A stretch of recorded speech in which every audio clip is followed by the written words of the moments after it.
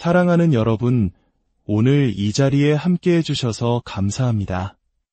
우리의 삶을 듣고 나누는 이 시간이 여러분 각자의 마음에 하나님의 깊은 평안과 은혜가 강물처럼 흐르기를 먼저 기도합니다. 만약 오늘 이 이야기가 당신의 마음에 작은 울림이라도 준다면 좋아요와 구독을 통해 이 사랑의 메시지가 더 많은 이들에게 전해질 수 있도록 도와주시길 부탁드립니다.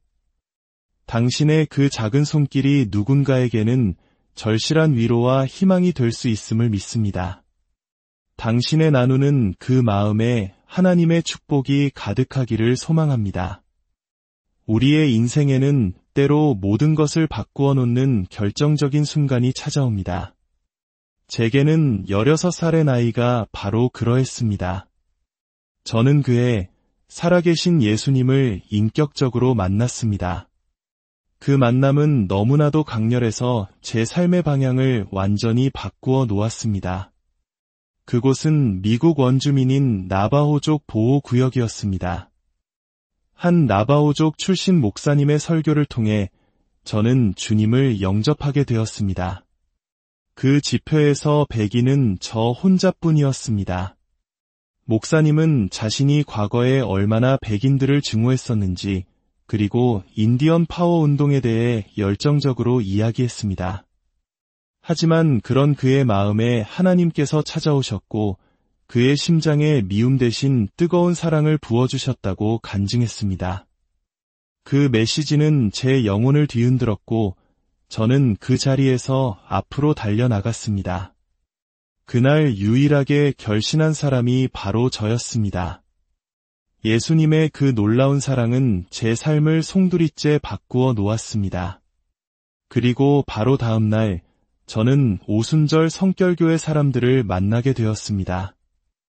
솔직히 말해 처음에는 그들의 모습이 너무나 낯설어 마치 다른 행성에 온 것 같은 느낌이었습니다. 하지만 그들과 함께 있을 때 저는 이전에 단 한 번도 느껴보지 못했던 하나님의 강한 임재를 느낄 수 있었습니다. 말로 설명할 수는 없었지만 그분이 여기에 계신다, 정말 여기에 계시는구나 하는 확신이 들었습니다. 그리고 저는 그곳에서 성령으로 충만해지는 놀라운 경험을 하게 되었습니다. 그로부터 5개월 후 저는 환상 속에서 예수님의 음성을 직접 듣게 되었습니다. 그분은 제게 너는 나와 결혼하게 될 것이다 라고 말씀하시며 제 왼손에 입을 맞추셨습니다. 그러자 제 팔을 타고 기름이 흘러내렸습니다. 그분의 사랑은 너무나 순결하고 경이로워서 그 순간의 감격은 지금도 잊을 수가 없습니다. 그리고 그분은 저를 목회자이자 선교사로 부르셨습니다. 바로 다음 날부터 저는 길거리로 나가 복음을 전하기 시작했고 그렇게 33년이라는 세월 동안 사역의 길을 걸어왔습니다. 제 삶의 또 다른 전환점은 홍콩에서 대규모 집회를 인도하며 사역의 야망에 불타오르던 시기에 찾아왔습니다. 어느 날 하나님께서 제게 강하게 임하시며 저를 멈추어 세우셨습니다. 처음에는 사탄의 방해라고 생각했습니다. 매일 수많은 사람들이 구원받는 것을 보고 있었기에 저는 예수의 이름으로 명하노니 물러가라 고 대적했습니다. 하지만 그 음성은 멈추지 않고 3번이나 단호하게 말씀하셨습니다. 너는 내 나라에 대해 아무것도 모른다. 너는 내 나라에 대해 아무것도 모른다. 너는 내 나라에 대해 아무것도 모른다. 그 음성 앞에서 저는 무너져 내렸습니다. 눈물을 쏟으며 주님, 죄송합니다. 제가 무엇을 해야 합니까? 라고 여쭈었습니다. 주님은 대답하셨습니다.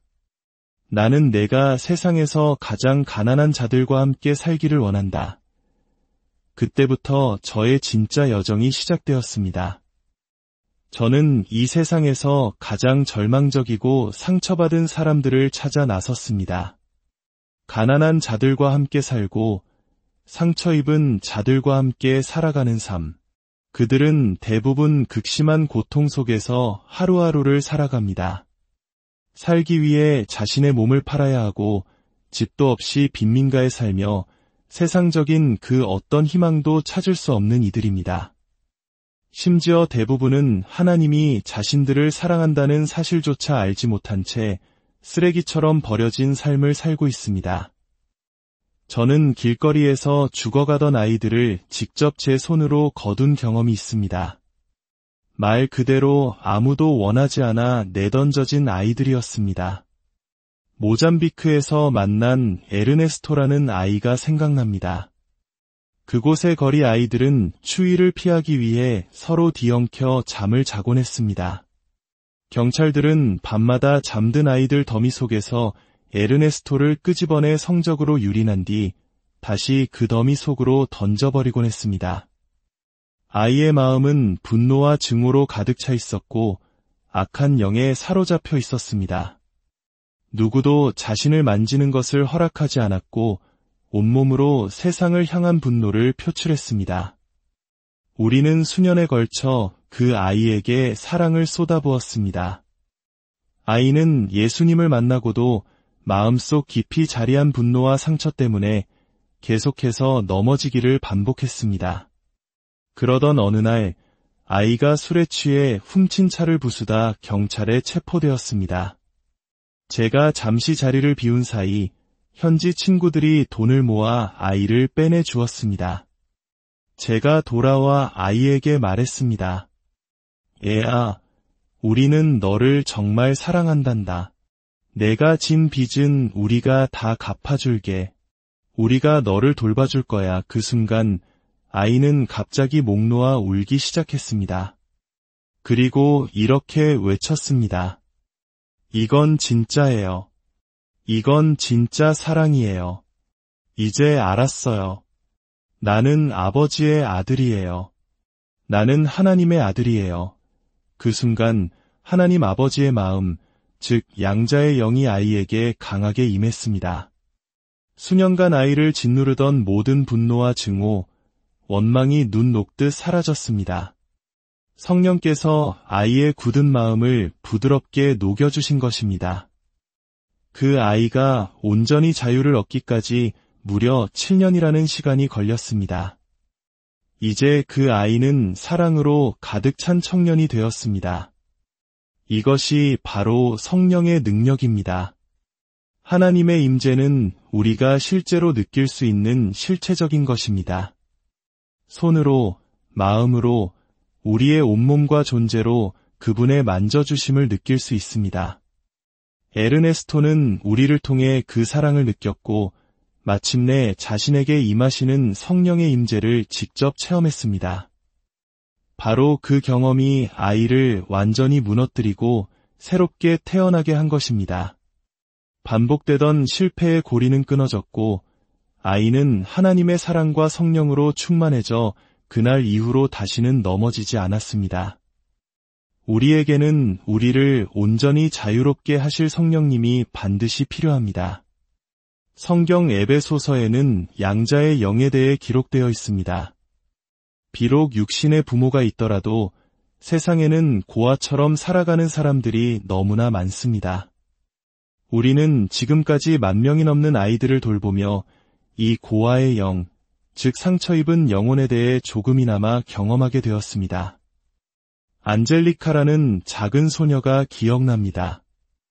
아이의 아버지는 자신의 딸을 삼촌에게 팔아넘겼고 삼촌은 아이를 나무에 묶어두고 반복해서 성폭행했습니다. 제가 길에서 발견했을 때 아이의 온몸에는 사람에게 물린 끔찍한 상처 자국이 가득했습니다. 상상조차 할 수 없을 만큼 처참하게 망가져 있었습니다. 사랑을 주어야 할 부모에게 버림받고 학대와 고문 속에 내던져진 진정한 의미의 고아였습니다. 저는 그 아이를 안아주며 말했습니다. 아가야, 너는 정말 아름답단다. 이 세상의 모든 아이, 모든 사람은 하나님의 형상대로 지음받은 아름다운 존재이기 때문입니다. 우리는 이 세상에서 가장 작은 자에게 행한 것이 곧 주님께 행한 것임을 기억해야 합니다. 제가 그 작은 소녀를 품에 안았을 때 아이 안에 있던 분노와 원망, 고아의 영이 드러났습니다. 하지만 주님께서 친히 자비와 사랑, 친절함으로 아이에게 다가가셨습니다. 그리고 지금 그 소녀는 놀라운 기쁨으로 가득 찬 아이로 변화되었습니다.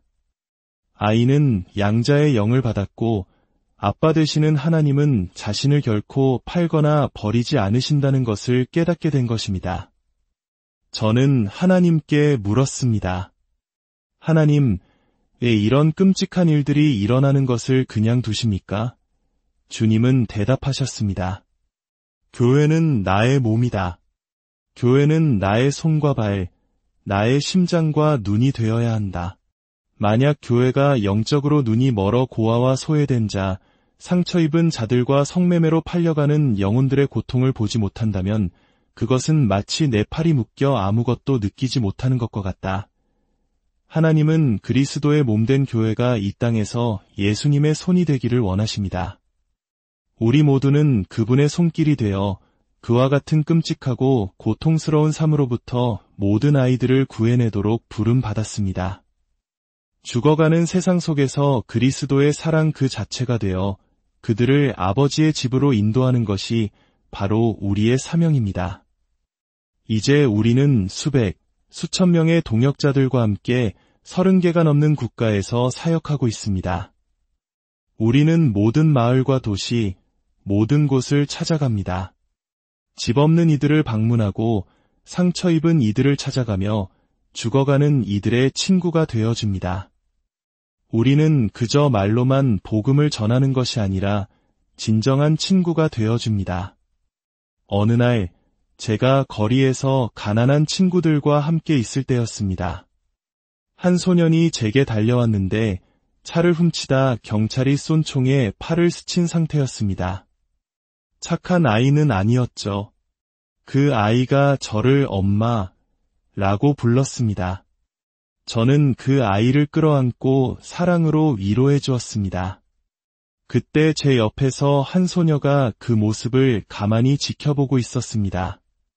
저는 아이의 마음속 깊은 갈망을 느낄 수 있었습니다. 아이는 다리가 하나밖에 없었습니다. 저는 아이를 가까이 불렀습니다. 애야, 이리 오렴. 다리는 어쩌다 그렇게 되었니? 헬레나라는 이름의 그 아이는 집에 불이 났을 때 다리를 잃었다고 했습니다.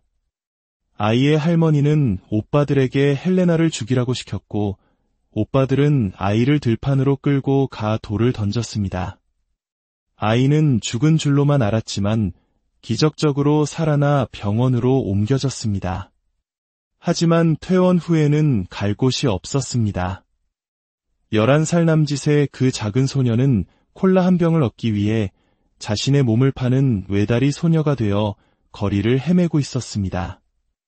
저는 그 아이를 바라보며 스스로에게 물었습니다. 지금 이 순간 성육신하신 예수님의 사랑은 어떤 모습이어야 할까? 그분의 손과 발, 그분의 심장이 된다는 것은 무엇을 의미할까? 저는 헬레나에게 말했습니다. 헬레나, 우리 집에 가자. 나와 함께 살자. 사랑이 무엇인지 배우며 함께 살자. 아이는 눈물을 터뜨렸습니다. 우리는 아이를 집으로 데려와 목욕을 시키고 머리에 입을 맞추고 온 마음으로 사랑을 전했습니다. 아이는 너무나 상처가 깊고 악한 영에 시달려 바닥을 구르며 괴로워했습니다. 하지만 우리는 계속해서 아이를 끌어안아 주었습니다. 악한 영들은 사랑을 견디지 못합니다. 그들은 결국 떠나갔습니다. 놀라운 일이 일어났습니다. 어느 날 헬레나가 제게 말했습니다. 엄마, 저 집에 가야겠어요. 저는 두려웠습니다. 어떻게 집으로 돌아가니? 할머니는 너를 미워하고 오빠들은 너를 죽이려 했잖니. 아이는 단호하게 말했습니다. 하지만 저는 이제 자비가 무엇인지, 사랑이 무엇인지 알아요. 저는 집에 돌아가야만 해요.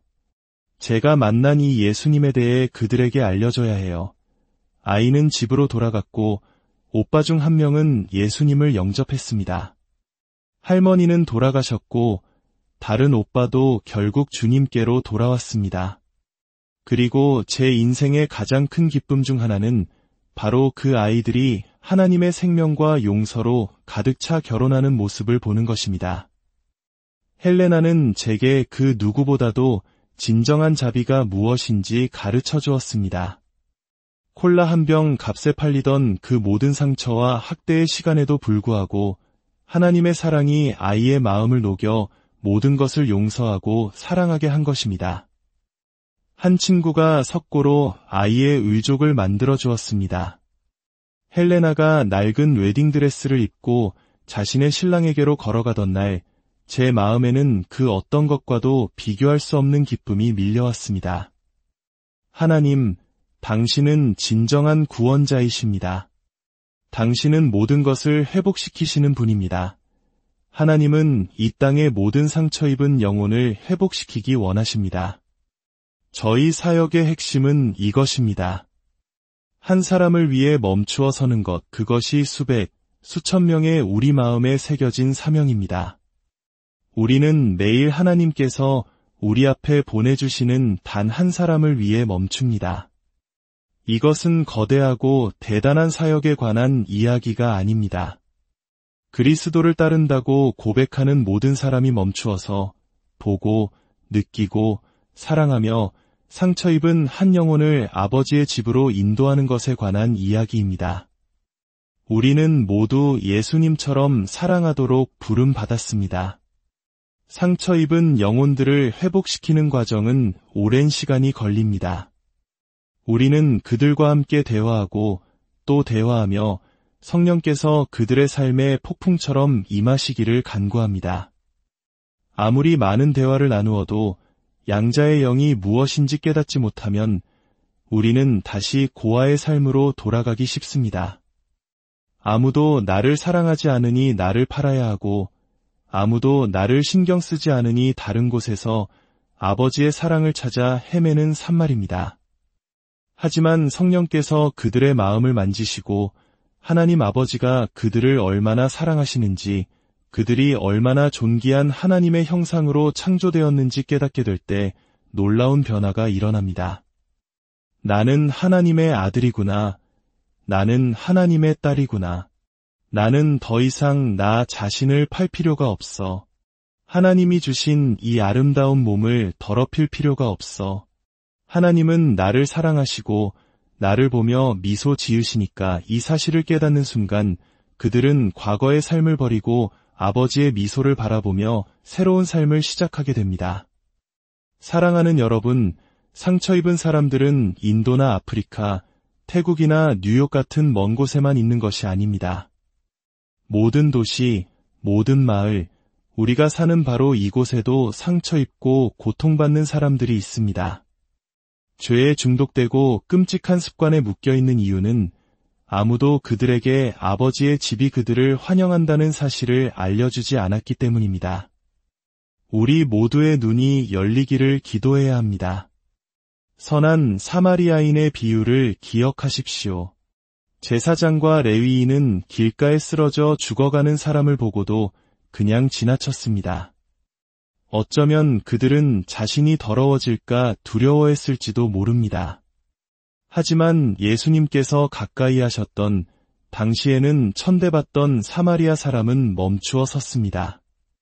그는 죽어가던 사람에게 기름과 포도주를 붓고 그를 돌보았습니다. 예수님은 우리에게 말씀하십니다. 가서 너도 이와 같이 하라. 예수님을 사랑한다고 고백하는 모든 사람은 매일 한 사람을 위해 멈추어 서도록 부름받았습니다. 오늘 당신의 자리에서 한 사람을 찾아 멈추십시오. 그들을 끌어안고 사랑하십시오.